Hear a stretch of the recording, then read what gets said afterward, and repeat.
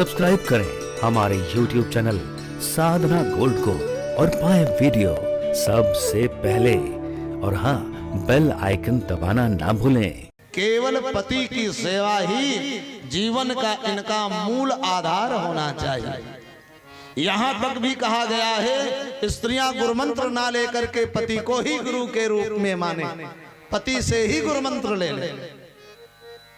लेकिन अब अगर ऐसा हो जाए तो पहले घर में लठ चलेगी, बर्तन टूटेंगे, घर टूटेंगे, रसोई पहले से ही बंद हो जाएगा कि तुम बड़े भगत हो गए हो, हम कुछ नहीं है, तुमने गुरु मंत्र लिया तो मैं क्यों ना लूं। तुम राम राम जपोगे एक दिन, मैं जपूंगी 24 घंटा।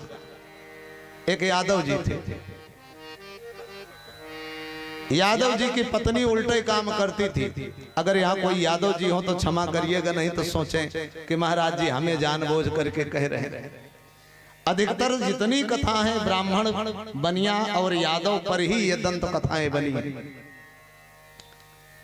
तो यादव जी की पत्नी उल्टा काम करती थी। यादव जी कहे पूरब को जाना है, कहे नहीं जाऊंगी, क्या कर लोगे तुम। तो एक दिन यादव जी के साले आ गए अपने जीजा के पास। कहा जीजा जी मैंने अपना बैल बेच दिया। तो बोले क्या करूं भैया, बेच दिया। तो बोले तुम्हारे 2 जोड़ी हैं, एक जोड़ी हमको दे दो और एक जोड़ी आप रख लो, तो तुम्हारी भी खेती हो जाए, हमारी जब हम लेंगे तो फिर तुम्हारा भी करवा देंगे। पहले ये सब चलता था, बहुत लंबा खेत होता था, तो बीघे 2 बीघे हो तो चलो कैसे भी करके।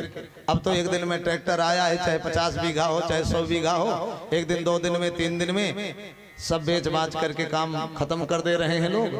और जो बचा है उसको 1-2 दिन में बो करके कटाई मड़ाई सब कुछ एक दिन में निपट जाता है। यादव जी बोले भैया दे तो दूं, लेकिन तुम्हारी बहन नहीं जाने देगी। तो बोले पत्नी तुम्हारी है, तुम समझा नहीं सकते। तो बोले पत्नी हमारी तो बाद में बनी, बहन तो पहले तुम्हारी। तो बोले कि आप ही कुछ उपाय निकालो, आप चाहोगे तो सब काम संभव है, सब काम सरलता पूर्वक हो जाएगा। उस समय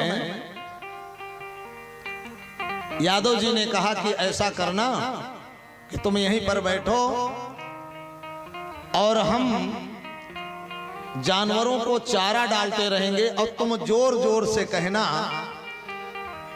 कि जीजा जी मैं बैल मांगने आया हूं और तुम जो है इधर उधर घूम रहे हो।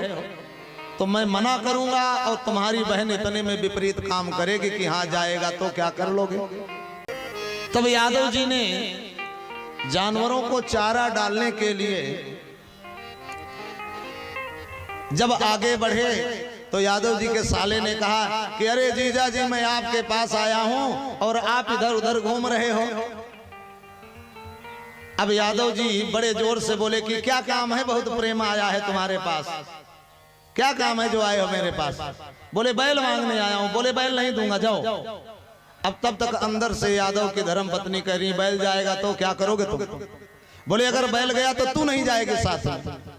तो बोले मैं भी जाऊंगी, क्या करोगे। अच्छा बैल तो ले जाने के लिए एक आगे रस्सी पकड़ के जा रहा है, तो पीछे से कोई हाँकने वाला भी चाहिए। तो यादव जी ने अपनी बुद्धि का प्रयोग कर दिया, अगर गया बैल तो तू नहीं जाएगी साथ। बोली मैं भी जाऊंगा। यादव जी ने कहा कि धीरे से अब खिसक लो, भोजन पानी के चक्कर में पड़ो तो मुकर जाएगी। तो बैल खोले और चल दिए दोनों।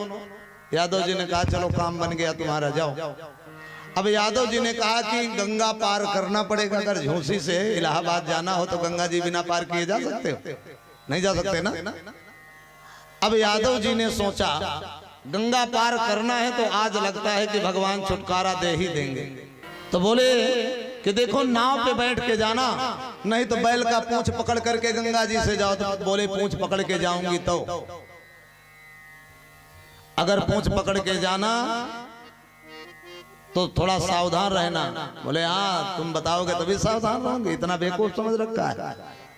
अब गंगा जी के बीच में जैसे पहुंचे, यादव जी ने जोर से कहा अरे पूंछ मत छोड़ना। बोले दजरा के नाथ छोड़ अब होगा काम भैया। अब गंगा जी में पूंछ छोड़ दिया तो कल्याण। अब जिधर से गंगा जी बह के आ रहे हैं फाफा मऊ से, तो यादव साले सहित अपने पापा मऊ की तरफ इधर सिंहबेरपुर होते हुए हरिद्वार होते हुए सीधे गोमुख पहुंच जा रहे। और साले ने सोचा कि गंगा जी बह करके गई हैं बनारस की तरफ, ये जा रहे हैं हरिद्वार की तरफ। तो बोले जीजा, बहन तो बह करके इधर गई होगी, तुम उधर जा रहे हो। तो बोले कभी सीधा गई थी कि जो आज बह करके सीधा जाएगी। तो यादव जी ने सोचा कि चलो आज छुटकारा ढंग से ही मिल जाए। तो ऐसे हमारा जीवन है, जीवन में कभी भी मनुष्य को विपरीत नहीं चलना चाहिए, समय का इंतजार करना चाहिए। आज महाराज वशिष्ठ जी उसी समय के इंतजार में प्रतीक्षा कर रहे थे,